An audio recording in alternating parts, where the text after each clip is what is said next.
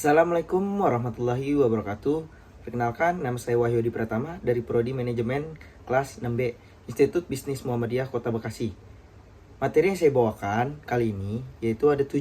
Yang pertama itu ada struktur industri perbankan, yang kedua ada produk perbankan, yang ketiga ada manajemen risiko, yang keempat ada finansial teknologi, yang kelima ada prudent banking, keenam ada keuangan global, dan terakhir yang ketujuh itu ada perbankan konvensional versus perbankan syariah. Pertama, struktur industri perbankan.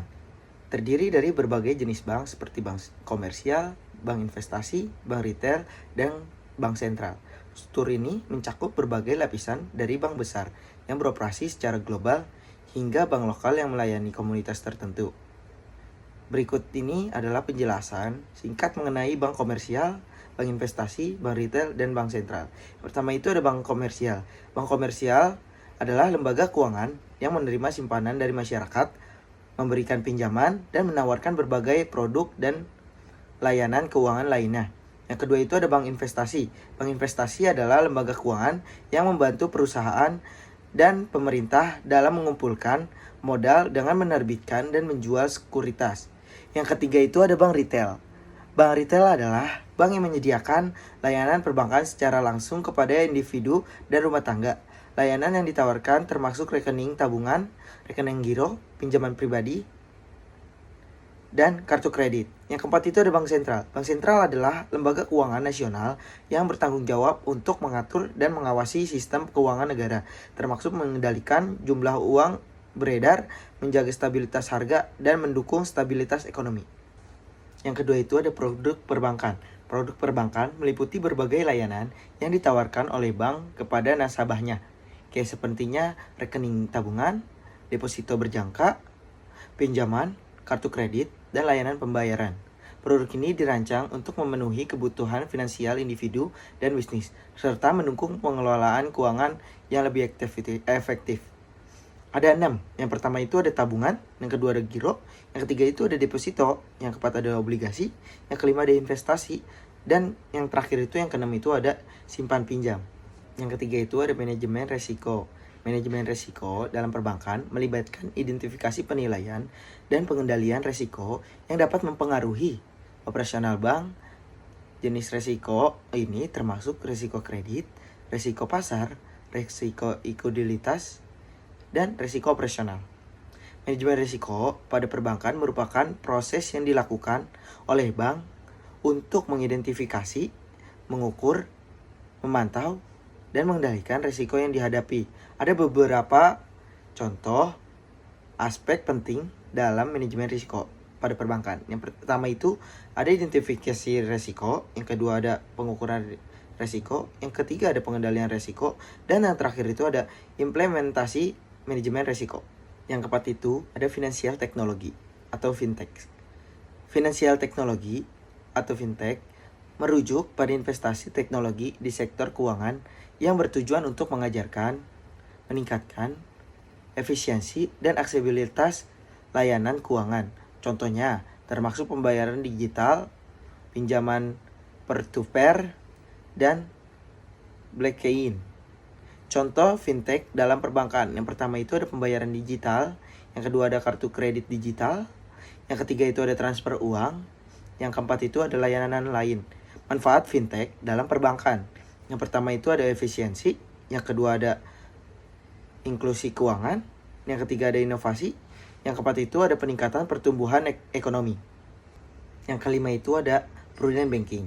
Prudent banking adalah praktik perbankan yang hati-hati dan bijaksana yang berfokus pada menjaga stabilitas dan keamanan bank. Ini melibatkan pengelolaan aset dan liabilitas secara hati-hati, kepatuhan terhadap regulasi, serta menjaga cadangan modal yang memadai untuk menghadapi resiko yang mungkin timbul. Yang satu itu ada prinsip prudent banking. Ada 6.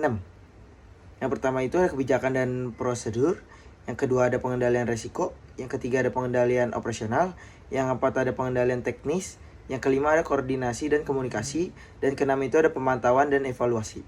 Yang keenam itu ada keuangan global.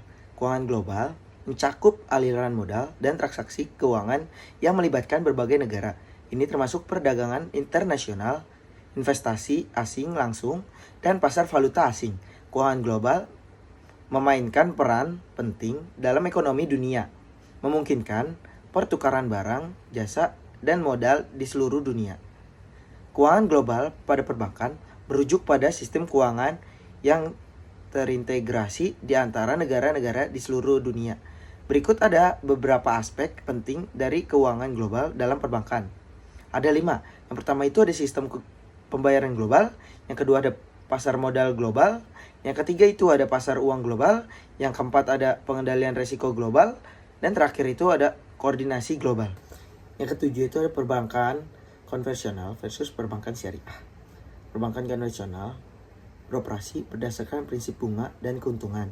Kalau perbankan syariah beroperasi sesuai dengan hukum syariah yang melarang bunga atau riba.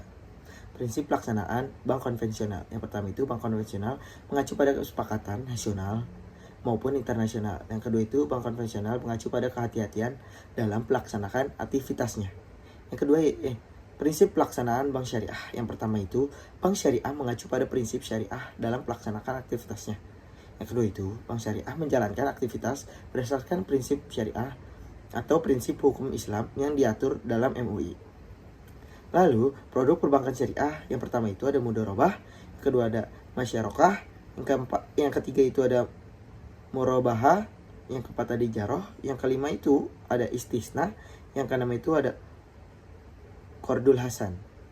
Perbankan konvensional adalah sistem perbankan yang beroperasi berdasarkan prinsip-prinsip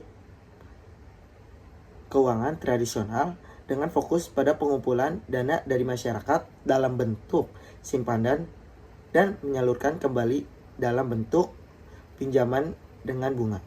Bank konvensional bertujuan untuk mencapai profitabilitas maksimal sambil memenuhi keputusan finansial nasabahnya.